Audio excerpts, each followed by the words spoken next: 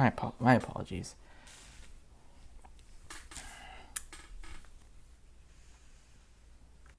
Hey, Randy Joe here, and it's time for 1001 Reviews, where I plan on listening to every single album from the 1001 Albums to Listen to Before You Die book. Today we are looking at Bob Dylan's 1963 record, Freewheelin' Bob Dylan. Freewheelin' Bob Dylan, released in 1963 under the Columbia label, produced by John Hammond with art direction uncredited, nationality USA, and a running time of 50 minutes and 4 seconds.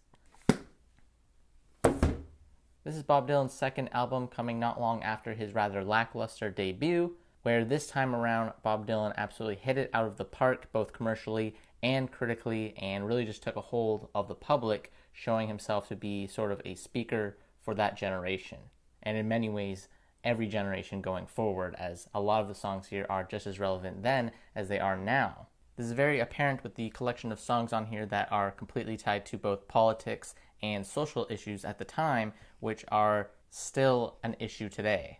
Songs like Masters of War, a song which is detailing how the ones in charge of the war are the ones really winning in the end, and at the end of the day, what do they even really win? They are playing at lives here for their own gain, but in the end, when going in the grave, what did they really win at all? The dark, ominous tone to this one, with a steady guitar that shifts up and down very gently, give a very eerie but powerful tone to Bob Dylan's lyrics, as he speaks quite bluntly and spitefully about these masters of war. You also have one of Bob Dylan's most well-known songs, A Hard Rain's Gonna Fall, which is a beautiful song both lyrically and instrumentally, each verse describing Bob Dylan experiencing the world in a state of impending war.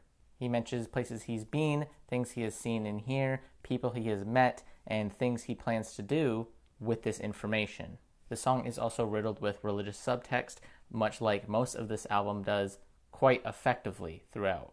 And like many of the songs on this album, the instrumentation might seem rather simple, but really that's kind of just showcasing the lyrical density of Bob Dylan's work. Instead of taking the main stage, the instrumentation is more of a backup to Bob Dylan's vocals.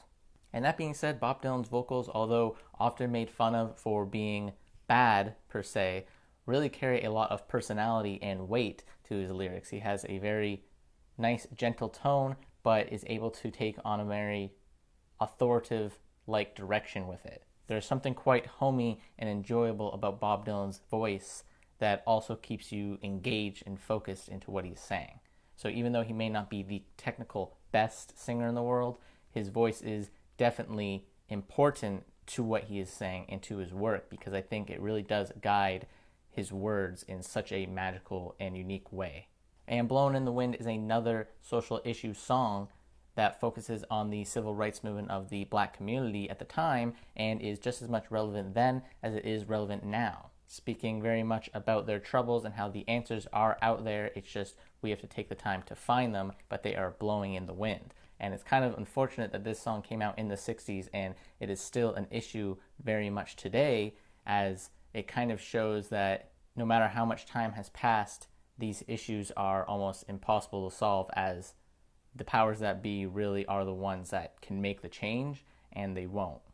So really, these political messages that are put throughout the album in multiple songs, even more songs than the ones I have mentioned, are incredibly impactful then in 1963 and still just as incredibly impactful now in 2020, which is absolutely absurd and insane to me, as it really shows that Bob Dylan's music ages like a fine wine rather than like milk, which is something that not every album in this book manages to do. That's not to say that all songs in here are political. There is a lot of simple love ballads as well that definitely show off Bob Dylan's talents just as much as the political songs do.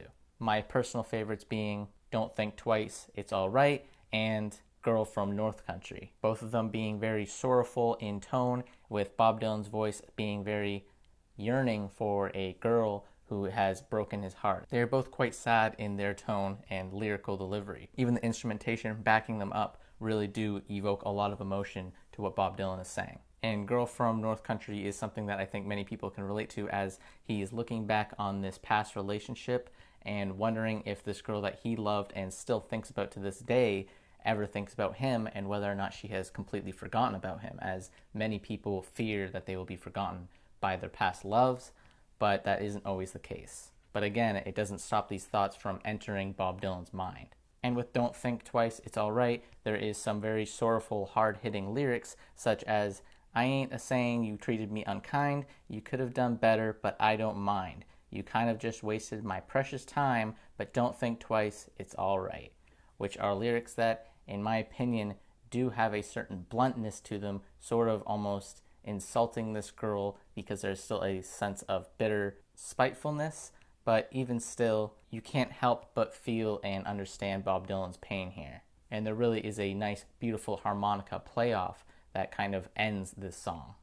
The instrumentals of the album, like I've said, are extremely simplistic in the folk genre. They are nothing too extreme or too broad, and there's nothing really experimental or unique being brought to the table here.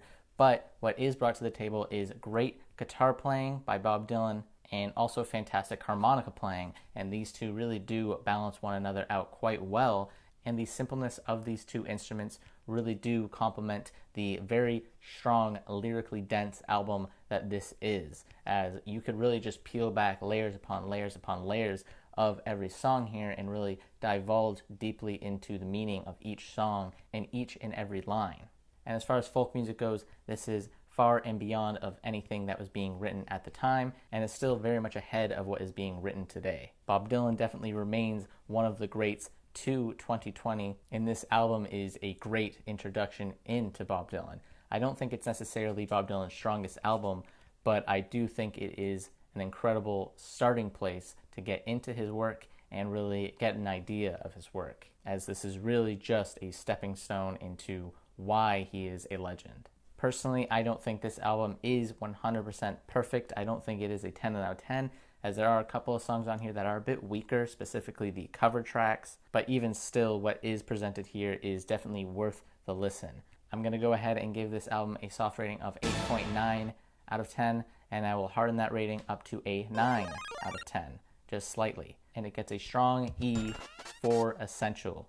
Alright, that pretty much does it for this video. Let's go ahead and see what the next album we are going to listen to is in the 1001 albums to listen to before you die is.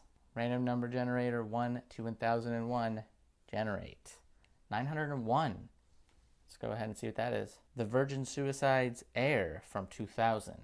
So go ahead and give that album a listen, and I will review that in exactly 1 week from now. And this Tuesday we will have Gene Clark's No Other, by the way. So go ahead and give that one a listen and be ready for that on Tuesday.